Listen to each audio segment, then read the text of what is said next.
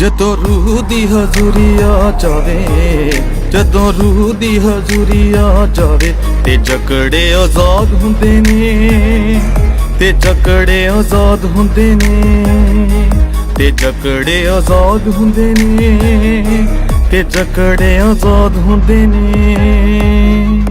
लोग निराशा में जी रहे हैं, निराशा में, चिंता में जी रहे हैं, टेंशन में जी रहे हैं, भाग दौड़ उनकी खत्म ही नहीं हो रही है, वो लगातार दौड़ रहे हैं, लगातार दौड़ रहे हैं। क्यों दौड़ रहे हैं? क्यों? क्योंकि ये बाइबल में ये एक शराब मिला है, शराब इंसान को, कि आदम ने जब पाप किया, उसके बाद उसकी संतान ने, कैन ने क्या किया? पाप किया, हाबिल को मारा, हत्या का पाप किया। जब एक इंसान पाप करता है तो वो भगोड़ा हो जाता है, भगोड़ा।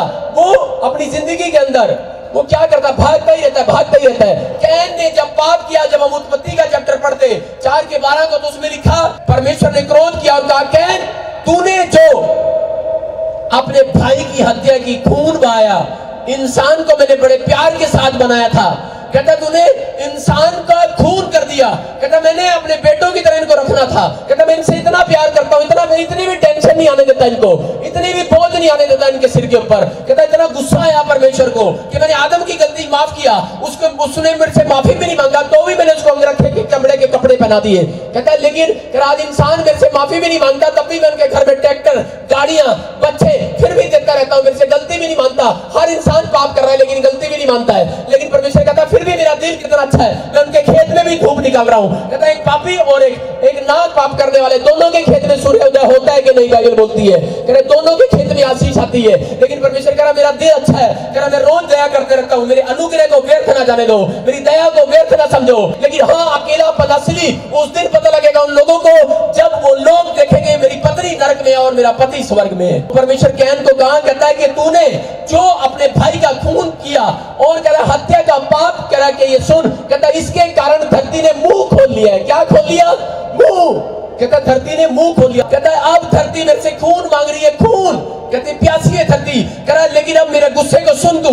कहता कि अब मैं तुझे एक शराब देता हूं। कहता मैं तेरे पर क्रोध करता हूं। परमेश्वर ने कहा कैन को, कहता है कि तू सारी जिंदगी, कहता भागा ही करा करेगा, भागा ही करा करेगा, भाग दौड़ तेरी इंसान की कभी खत्म नहीं होगी। इंसान के ऊपर एक शराब है। आपको एक घर बनाओ, आज लोगों को एक घर बनाते हैं, दूसरा भी चाहिए। आज लोगों को क्या करना पड़ता है? एक जॉब, उनका गुजारा नहीं होता एक जॉब में, वो गवर्नमेंट जॉब, अरे गुजारा नहीं है, दुकान खोल रखी है घर के अंदर, भाग दौड़ है, ये खत्म नहीं होने वाली है। एक इंसान की भाग दौड़ एक न एक दिन खत्म होगी।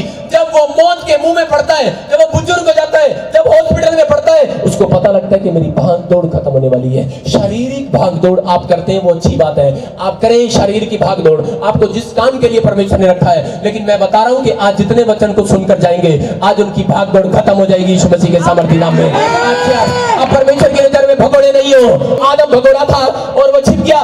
कहां छिप गया भगोड़ा? वो वाटिका में छिप गया, एक झाड़ी में छिप गया। परमेश्वर ने कहा कहां है तू आदम? कहता मैं भगोड़ा हो गया हूं। आज इंसान गलतियां करता है, भगोड़ा है वो। आज जब हम कानून तोड़ते हैं, भगोड़े हो जाते हैं कि नहीं?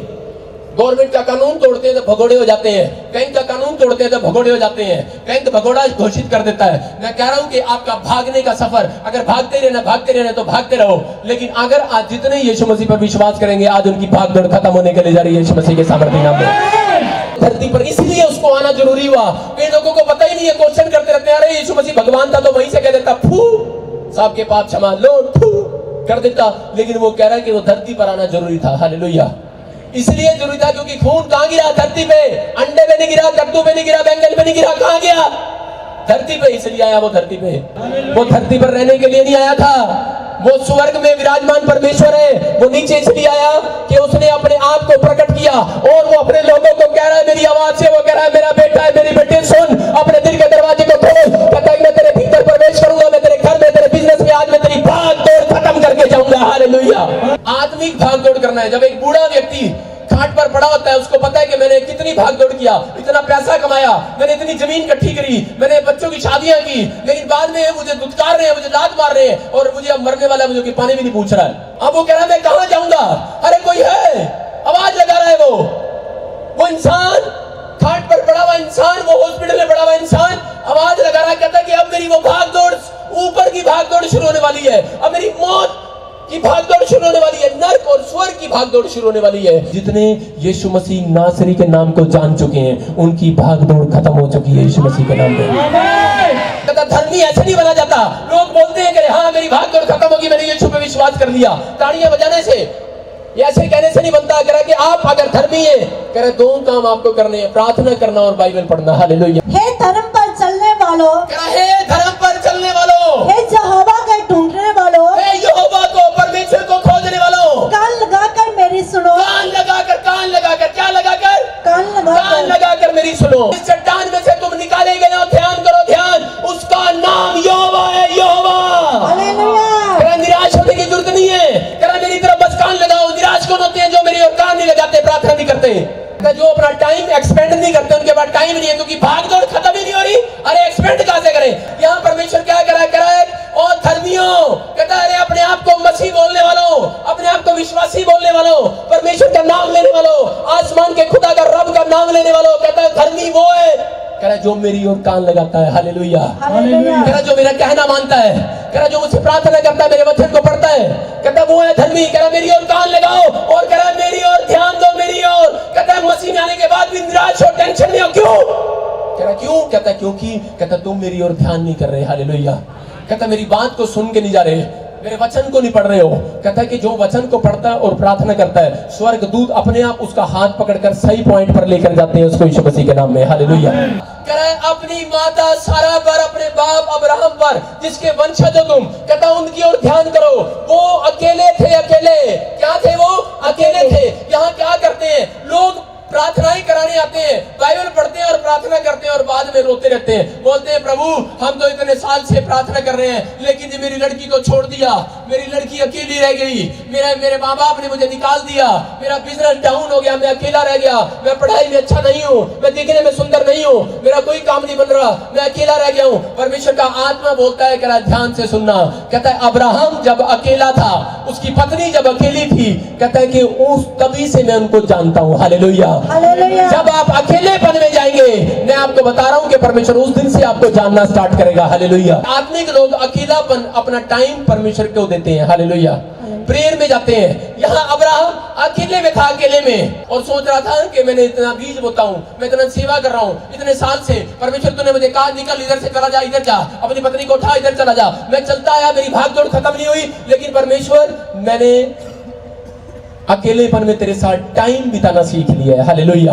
आप चाहते हो कि मेरा बिजनेस बढ़े, मेरा घर बढ़े, मेरी आशीषें बढ़े, तो आपको क्या करना है? वो सूनापन लोगों को बताने की बजाय कि मेरे बच्चे ने मेरे साथ क्या किया, मेरी बहू ने, मेरी सास ने मेरे साथ क्या किया, आप अकेलापन वो खराब ना करें, आप वो प्रार्थना में एक्सपेंड करें टाइम अपना।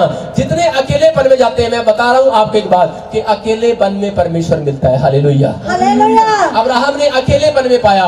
आपकी प्रार्थनाएं, आप घर में परिवार में इकट्ठे बैठकर प्रार्थना करते हैं, लेकिन एक टाइम दिन में ऐसा भी निकालें कि आपकी प्रार्थना एक अकेलेपन की हो। अपने दिल की बात अकेले में बताई जाती है, अकेले में। वो वेट कर रहा है, वेट, आज से ये करना शुरू करो, वो आपको हाथ पकड़कर पॉइंट दिखाएगा, कहां जाऊंगा मैं, क्या करूंगा। जब आप प्रार्थनाएं करते हैं तो वो क्या करता है? आपको डिस्टर्ब करने की कोशिश करेगा। क्यों? क्योंकि वो जानता है, कह रहा अगर इसने प्रार्थना कर ली, कह रहा बेटे, कह रहा ये तो काम माल हो जाएगा, अरे इसका काम हो जाएगा, कहता इसको प्रार्थना ही तो नहीं करने दे रही। कुछ लोग चिंता में चले जाते हैं, कहते इतने साल से, कहते मैं बीमार हूँ, अरे परमेश्वर मुझे ठीक क्यों नहीं किया? परमेश्वर कह रहा मैंने तेरे साथ अकेले टाइम स्पेंड करना है, इसलिए तुझे बीमार किया है, तेरे साथ टाइम स्पेंड करना है। दानियल तुझे खड्डे में इसलिए डाला है, तुझे मैंने दानियल खड्डे में इसलिए डाला। दानियल कह रहा अरे शेर की मान में क्यों डाल दिया? इतनी प्रार्थना करता था, इतनी प्रार्थना करने वाला बंदा दानियल, कोई पाप किया क्या उसने? लेकिन खड्डे में डाला। परमेश्वर ने कहा उसको, दानियल मैंने तेरे साथ टाइम एक्सपेंड करना है, करा इससे बढ़िया रेस्टोरेंट कोई नहीं मिलेगा मुझे। आप ये सोचते हैं कि शायद मसीह में आने के बाद अरे तू खा गया, मैं चल छोड़ दूंगा, अरे मेरे साथ ये प्रॉब्लम आ गई, अब मैं प्रार्थना नहीं करूंगा, मैं बाइबल नहीं पढ़ूंगा। परमेश्वर बोल रहा है मेरे मुंह से, कह रहा है कि सुनो, कहता अगर आप बांझ बनो, कहता मैंने इसलिए दिया कि बांझ बन, कहता सोच अपनी चाल पर, कहता मैं तेरे साथ टाइम एक्सपेंड करने के लिए ये होने दिया, कहता मैं तुझे तरक्की दूंगा, तरक्की यीशु मसीह के नाम में। अगर किसी के जीवन में कोई दुख आया, इसका मतलब कि परमेश्वर आपके साथ टाइम एक्सपेंड करना चाहता है। मूसा क्यों गया? पहले राजा था कि नहीं था? वो राजकुमार था, और उसके बाद क्या हो गया? मूसा जैसे ही मिस्र से निकला, प्रार्थना करने के लिए गया पहाड़ी पर, और उसके बाद जब वो नीचे आया तो उसके चेहरे पर परमेश्वर का तेज था, पावर थी, पावर। हालेलुया। 40 दिन परमेश्वर ने फिर बुला लिया, बोलता है मजा नहीं आया, कहता फिर टाइम एक्सपेंड करेंगे, ऊपर आ जा। कि बहुत सारे लोग प्रार्थना कर करने जानते हैं लेकिन वो वचन नहीं पढ़ते। प्रार्थना आपको ताकतवर बनाती है, पावरफुल बनाती है। कुछ लोग क्या करते हैं, प्रार्थना करनी जानते हैं, वचन नहीं जानते, वचन को मुंह से नहीं बोलते, क्योंकि वो वचन को पढ़ते नहीं, मुंह से कहां बोलेंगे। शैतान कभी प्रार्थना से नहीं भागता, क्योंकि शैतान ने सारी बाइबल पढ़ी हुई है। और वो यीशु मसीह के पास आया, जब यीशु मसीह प्रार्थना कर रहा था, 40 दिन के लिए जंगल में गया, तो उसी समय क्या हो गया, उसकी प्रार्थना के पीछे कौन आया, स्वर्गदूत नहीं आया, शैतान आया। और उसने पीछे आके कहा कि यदि तू परमेश्वर का पुत्र है तो अपने आप को नीचे गिरा दे, तो अपने आप को पहाड़ी से गिरा दे। क्योंकि लिखा है, क्या करा, क्योंकि लिखा है, बाइबल में लिखा है। वो बता रहा है, कौन बता रहा है, शैतान। इसका मतलब बाइबल रीड की हुई है उसने, मतलब पवित्र शास्त्र के बारे में जानता है। इसका मतलब वो वचन को जानता है, परमेश्वर के पास वो नॉलेज लेकर आया हुआ है। लेकिन उसके बाद उसने ये क्या काम कर दिया कि वो शैतान बन गया। कहता है कि तू छलांग लगा दे। और उस समय अगर प्रार्थना कर रहा होता यीशु मसीह, तो क्या होना था, छलांग लगनी थी, वहां पर सुसाइड कर लेनी थी यीशु मसीह ने। बहुत सारे लोग प्रार्थना करते हैं और पता लगता है मसीह लोगों ने सुसाइड कर ली। प्रार्थना ही प्रार्थना, प्रार्थना ही प्रार्थना, कह रहा प्रार्थना है, लेकिन अगर उस वचन को भी आप पढ़ते हैं, यहाँ पर क्या लिखा, आगे यीशु मसीह ने क्या जवाब दिया, टक्कर दिया। प्रार्थना से ही भागता है शैतान, शैतान वचन से भागता है। कह रहा वचन हथौड़ा है, उसके सिर पे लगता है, उसके अंदर आग लगती है, आग लगती है उसको। उसी समय वचन यीशु मसीह ने उसके मुंह पर मारा। उसने कहा कि परमेश्वर की परीक्षा नहीं करना, लिखा है बाइबल में, हालेलुया, हालेलुया, कि लिखा है शैतान यीशु मसीह को छोड़ के जाता रहा। कहता है कर ले उपवास, कर ले प्रार्थना, मैं बीच में नहीं आऊंगा। हालेलुया। आपके उपवास और आपकी प्रार्थनाओं के बीच में शैतान नहीं आने वाला। आप वचन को बोलो, वचन को, हालेलुया। परमेश्वर को कह के यही मुझे ठीक कर, यही। कौन बोलता है वो विचार, किसका है वो शैतान का विचार है। जो आपके माइंड में आता है वो शैतान का विचार है। वो कहता है ना, परमेश्वर को कह के यही ठीक कर, यही। और पड़ोसी क्या बोलते हैं, हाँ मुझे सुसमाचार सुनाने आइए, करिए अगर तेरा रब मैनू अच्छे ठीक करे तो मैं तर जावांगी। मूसा ने एक निर्णय लिया, निर्णय। एक इंसान के बीच जीवन में स्पीड ब्रेकर आता है, स्पीड ब्रेकर। जब आप गाड़ी लेकर चलते हैं गांव के बाहर, स्पीड ब्रेकर क्यों लगाते हैं, कि कोई एक्सीडेंट ना हो जाए, भाई ज्यादा तेज ना चला, यहाँ पर कोई एक्सीडेंट ना हो जाए। कई बार परमेश्वर आपकी जिंदगियों में चलते चलते कई बार स्टॉप कर देता है, हालेलुया। कई बार बिजनेस चल रहा था डाउन, कई बार आप ठीक कर रहे थे, बीमार हो गए, लेकिन कोई बात नहीं, कई बार परमेश्वर आपको अपने नजदीक लेकर आना चाहता है, हालेलुया। वो आपको नजदीक लेकर आना चाहता है कि मेरे बच्चे मेरे से दूर ना हो जाएं। आपके जीवन में अगर परीक्षाएं आती हैं, वो इसलिए आती हैं कि ताकि आपको परमेश्वर अपने नजदीक रखे और ऊंचाई पर लेकर जाए, बोलो हालेलुया। कुछ लोग ऑफिस में यहाँ जाते हैं, कितने लोग हैं वो ऐसे कि बस प्रार्थना प्रार्थना करके जाते हैं, वचन का टाइम नहीं है। आपने क्या करना है, ये गलती नहीं करना। आप प्रार्थना करते हो तो वचन भी पढ़ो, और वचन पढ़ते हो तो प्रार्थना भी करो। कह कि जब आप बाइबल ही नहीं पढ़ते तो आपको कानून का ही नहीं पता, परमेश्वर के कानूनों का नहीं पता, तो पाप कैसे हटेगा। आज लोग प्रार्थना करते रहते हैं, परमेश्वर मेरे मुंडे की शराब छड़ा, मुंडा गया, अगले दिन कुड़ी भी शराब पीने लगी। मेरे पति की शराब छड़ा, पति ने छड्डी नहीं, पत्नी पैग ला के आ गई, कहती ले फिर मैं भी तेरे नाल पींदी हां। प्रार्थना प्रार्थना प्रार्थना के साथ आप वचन भी पढ़ें और वचन को मुंह से बोलना स्टार्ट करें, हालेलुया। अगर नहीं बदल रहा आपका पति, मैं आपको एक वचन दे रहा हूं कि उसको 100 बार बोलो और देखो कैसे बदलेगा। निधि वचन उसका 21 का 1 और 2 पढ़ो। कह रहा कि राजा का मन यहोवा के हाथ में है, तो इंसान का मन भी, और आदमी का मन भी, औरत का मन भी, आपके पड़ोसी का मन भी, आपके बिजनेसमैन का मन भी परमेश्वर के हाथ में। कि राजा का मन तेरे हाथ में है, ये भी प्रार्थना ही तो है। आप कहो कि परमेश्वर कि राजा का मन तेरे हाथ में है, तो वो सामने वाला पड़ोसी मेरी जमीन नहीं छोड़ रहा, तो उसका मन भी तो तेरे हाथ में है, जो लालच कर रहा है। आज उसके मन को हटा, फेर दे मन को, परमेश्वर कल ही रिजल्ट लेकर आएगा, रिजल्ट यीशु मसीह के नाम में, बोलो हालेलुया।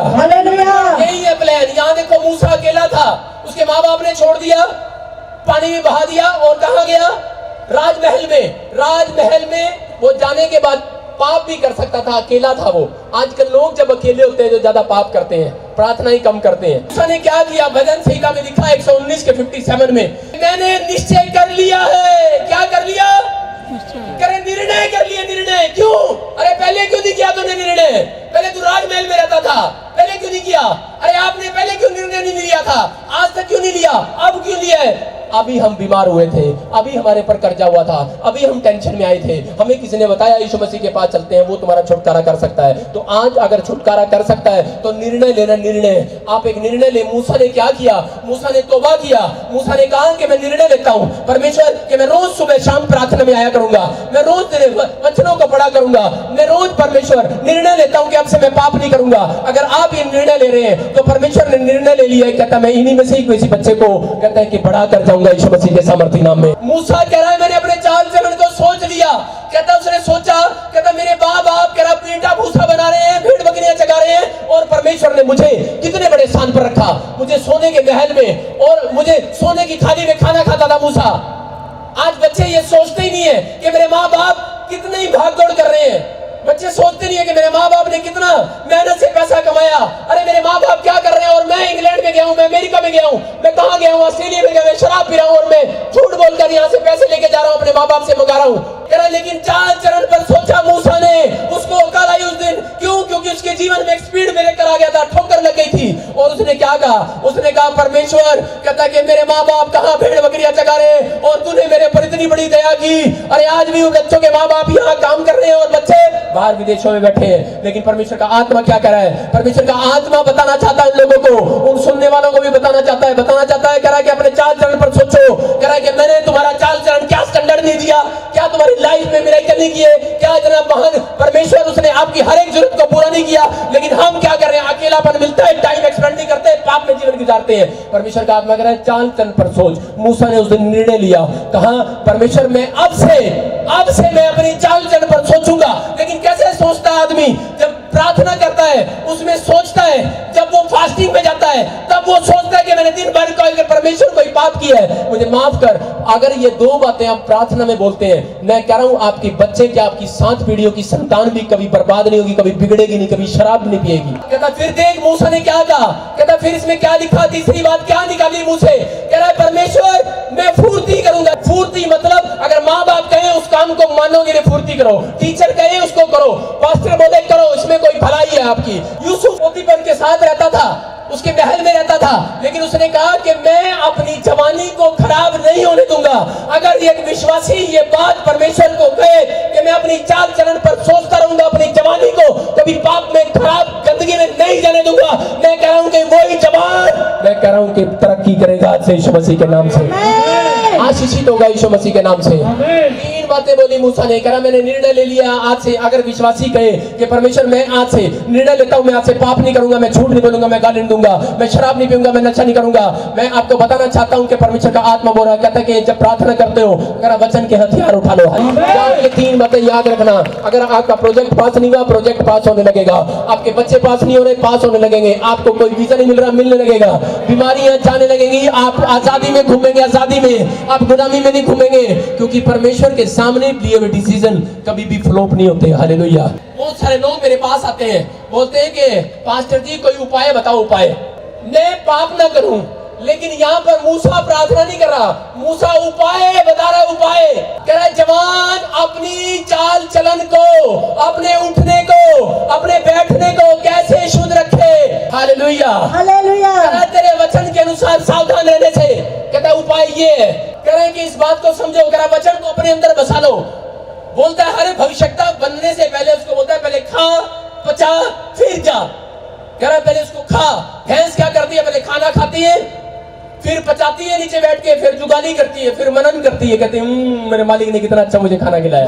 तो इधर आत्मा का वचन है और वो बोलता है निर्णय कर लो कि मैं रोज सुबह शाम प्रार्थना करूंगा। निर्णय कर लो परमेश्वर मैं तेरी आज्ञाओं का पालन करूंगा।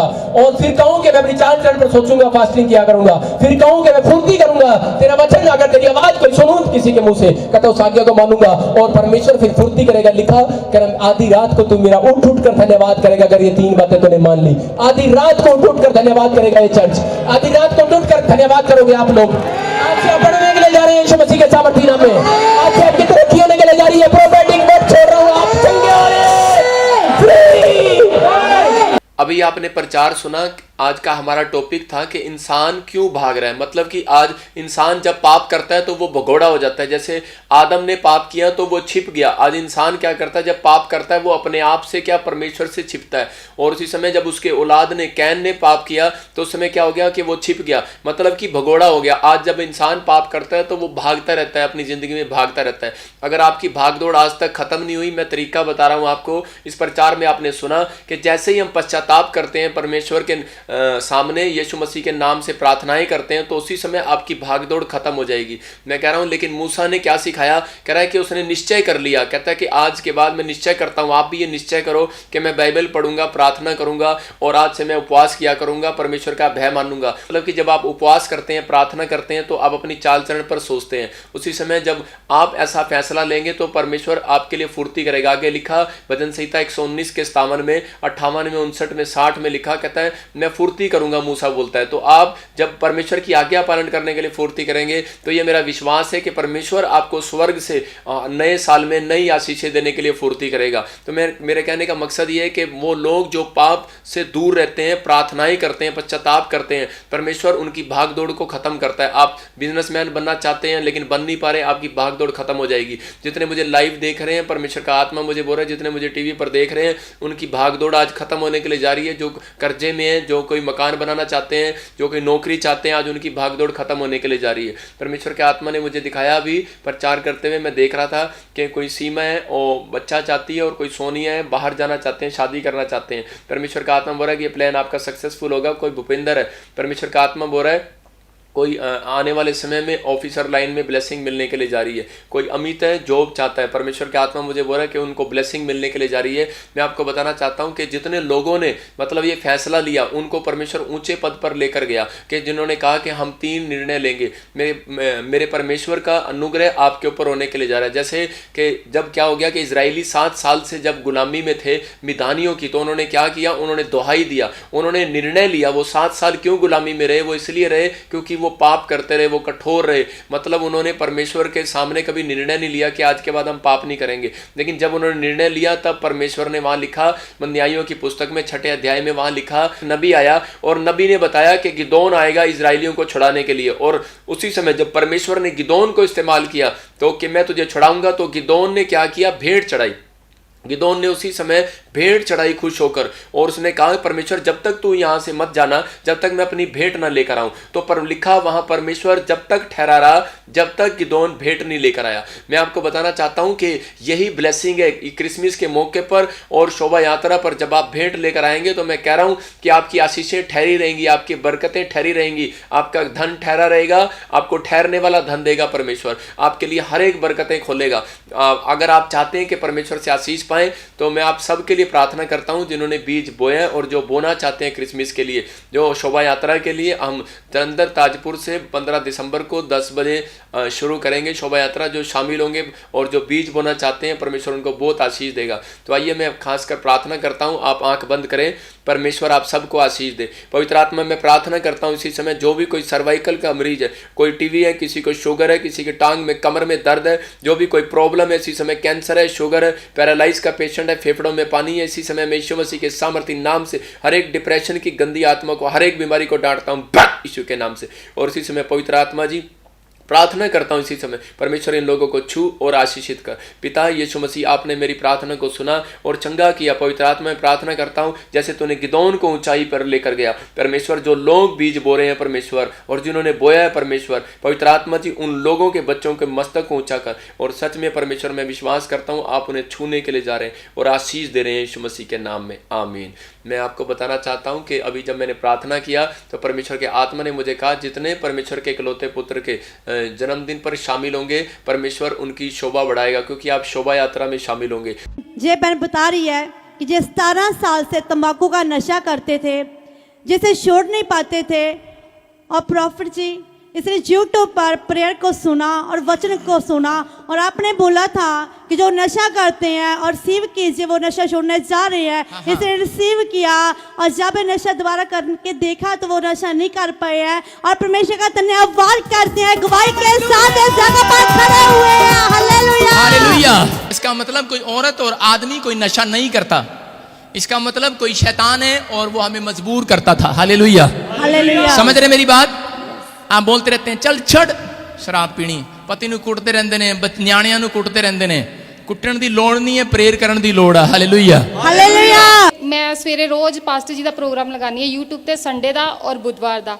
ਤੇ ਪਾਸਟਰ ਜੀ ਇੱਕ ਦਿਨ ਗਵਾਹੀ ਦੇ ਰਹੇ ਸੀ ਔਰ ਕਹਿ ਰਹੇ ਸੀਗੇ ਕਿ ਜੋ ਵੀ ਨਸ਼ਾ ਕਰਦਾ ਉਹ ਨਸ਼ੇ ਤੋਂ ਆਜ਼ਾਦ ਹੋਣ ਜਾ ਰਿਹਾ। ਔਰ ਮੈਂ ਹੱਥ ਵਿੱਚ ਇਦਾਂ ਹੀ ਨਸ਼ੇ ਦੀ ਪੁੜੀ ਫੜੀ ਹੋਈ ਤੇ ਮੈਂ ਕਿਹਾ ਹੇ ਪ੍ਰਭੂ ਪਰਮੇਸ਼ਵਰ ਮੇਰਾ ਵੀ ਨਸ਼ਾ ਛੁਡਵਾ ਦਿਓ। ਮੈਂ ਇਸ ਤਰ੍ਹਾਂ ਹੀ ਕਿਹਾ ਔਰ ਮੈਂ ਥੋੜੀ ਦੇਰ ਬਾਅਦ ਮੂੰਹ ਚ ਪਾ ਲਿਆ। ਥੋੜੀ ਦੇਰ ਬਾਅਦ ਜਾਂਦੇ ਹੀ ਮੈਨੂੰ ਉਲਟੀ ਆਈ। ਉਸ ਦਿਨ ਤੋਂ ਬਾਅਦ ਅੱਜ 2 ਮਹੀਨੇ ਹੋ ਗਿਆ ਮੈਂ ਉਸ ਨਸ਼ੇ ਵੱਲ ਧਿਆਨ ਨਹੀਂ ਕੀਤਾ।